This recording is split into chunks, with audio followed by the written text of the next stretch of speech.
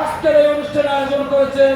এই জন্য আমরা এই চরকা ইউনিয়ন বিএনপি এবং জনতার পক্ষ থেকে তাকে আমরা হাত তুলে সবাইকে অনুরোধ জানাই।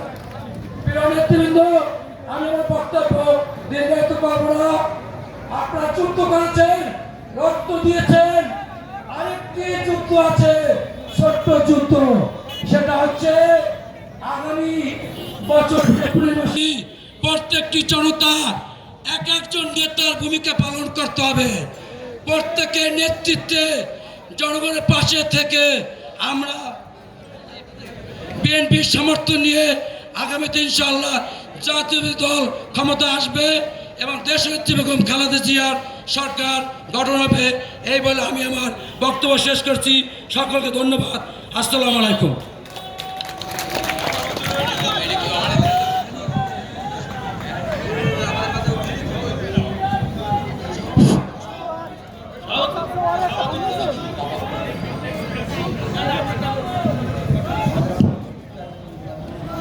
উপলক্ষে জুলাই যোদ্ধাদের সংবর্ধনা ও দোয়া অনুষ্ঠানের সম্মানিত প্রধান অতিথি, কর্মী বান্ধব, রাজপথের লড়াকু সৈনিক, দীর্ঘ 15 বছর যাকে আমরা রাজপথে দেখেছি, আন্দোলন সংগ্রামের প্রত্যেকটি জায়গায় আমরা তাকে দেখেছি।